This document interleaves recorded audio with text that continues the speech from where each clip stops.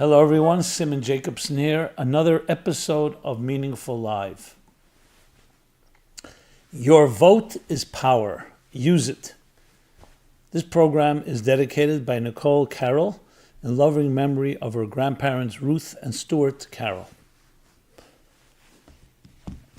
All the rage going on about the election in New York City this Tuesday. Mayoral candidates, Mamdani, Sliwa, Como,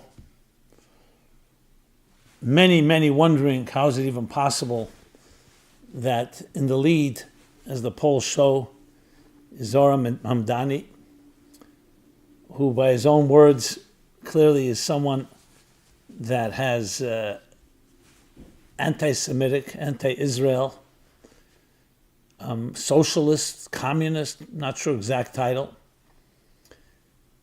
So I'm not from the panic types or fearmongers.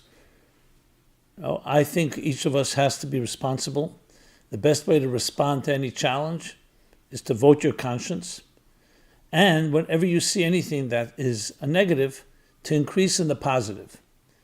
We can't control circumstances, but we can control our navigation, how we navigate. The storms will come in every sea, but how you swim is up to you.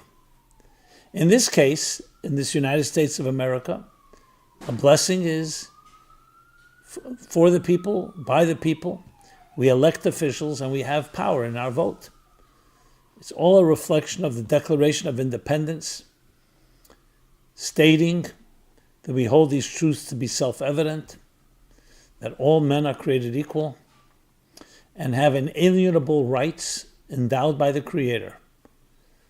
And by extension of that, which is now 250 years ago when this country was established, so each person created equal has the power to vote, has the power to express and to vote for the officials, representatives that they feel are fitting. So to me, it's an expression of our sacred right. Our sacred right. And again, the best approach to everything.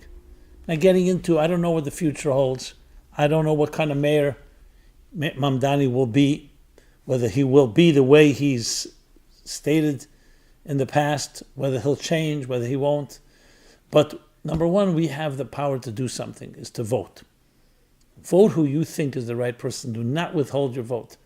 I always find it shocking that in this country, 60%, 70% is already considered high. People go vote. Can you imagine if 100% people who are able to vote would vote? We may have a very different country. So either people feel their vote is meaningless, or they don't care one way or another.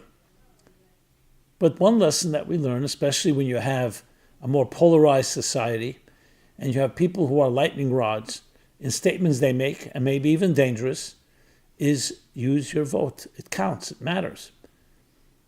And it's not just a political statement, it's about life itself. You matter. Birth is God saying you matter. You know, they tell the story, joke, anecdote. There was this little town in the good old days, an insignificant town in most people's eyes. Nobody knew who they were. People were more or less impoverished, poor. But one day they get a message from the great king of the country that he's coming to visit this small town. So it's a great honor. But what do? They want to really give him something, a gift, but they have no money. What are they going to do?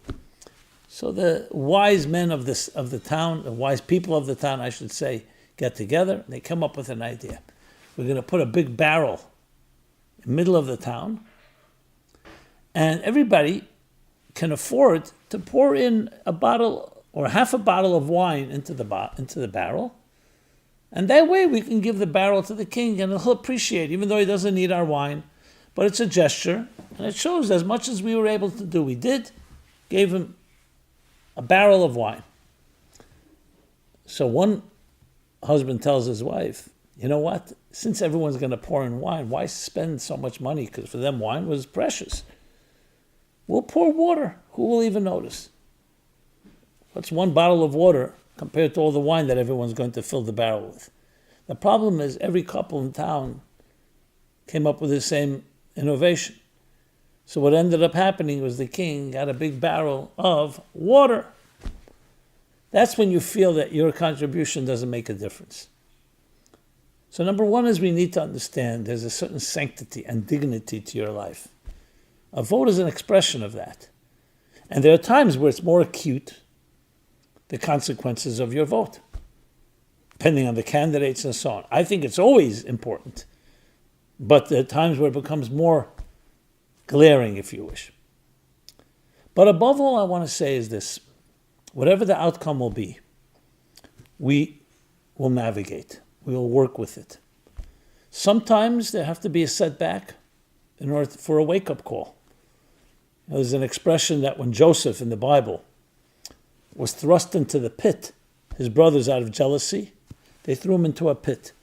And the Bible puts it this way: it was an empty pit. And then it continues, it had no water in it.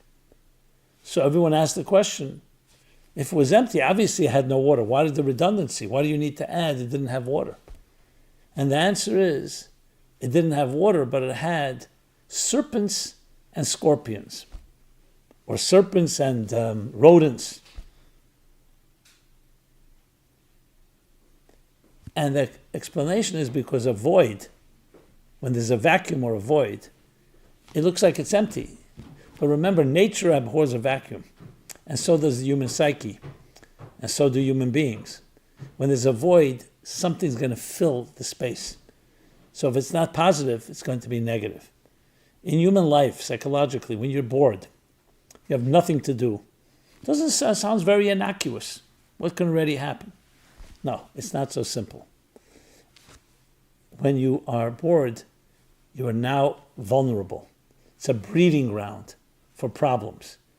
Because when there's a vacuum, the negative forces will come in. When it's dark, nobody's watching, that's when you see the toxins begin to emerge. All types of creatures, the parasites, the vermin and so on. There's a big vacuum today in the world that we live in, including the United States. Not just New York, everywhere. A lack of leadership, moral leadership, spiritual leadership, ethical leadership. Ask most people, they're very cynical about it. Most people, they're corrupt, self-interest. Nobody really says, here's a person I really look up to. Even among the candidates in New York, because do you look up to? It's just a question, who's going to be the best or the worst? Moral character. So when you have a vacuum, that's what happens. That's what happens. Maybe all this is a wake-up call to teach us that we better start filling that vacuum with something. What do our young men and women think?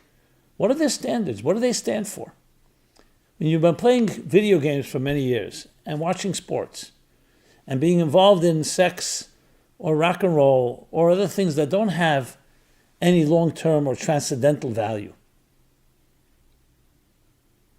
what do you think happens to relationships? What do you think happens to our personal value system and standards? It's a vacuum. I look at what's happening in New York as part of that vacuum. So maybe the only way to resolve a vacuum is once and for all, you get something maybe you don't like, and you learn from it. Wake-up call time. Or maybe something will happen that's surprising that we can't even expect. But the point is, you are either part of the problem or part of the solution. We have to become part of the solution. 3 types of people I always talk about. Those that make things happen, those that watch things happen, and those that ask what happened. Today, a lot of people are watching what's happened. They turn on the TV, the internet, their phone, following election results, following the World Series, following a football game, whatever it may be. It's time to make things happen. And you start, yes, with voting. You start with expressing yourself. Why don't you write down on a piece of paper the 3 most important values in your life and ask your family to do so? It's a good way to begin. At least the conversation begins. We are in a situation where we need to become, the best defense is offense.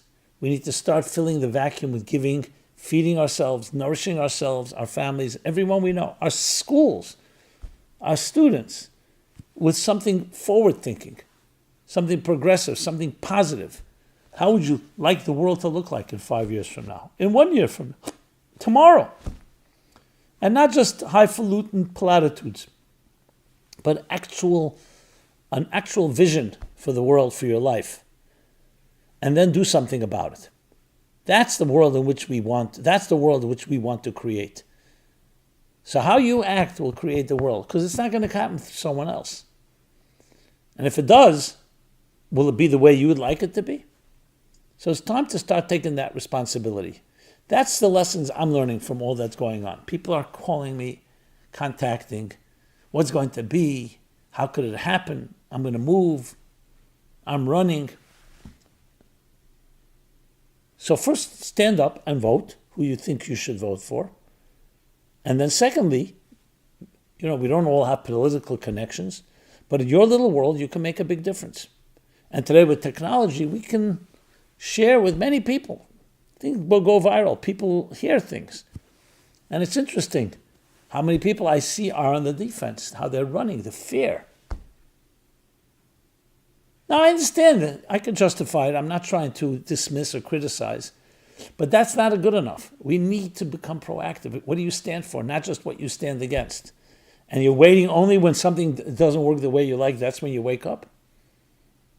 So let us become proactive. Let us become leaders in our own right. Players in the game, not just people watching, not just voyeurism, not just observing others, but to make things happen.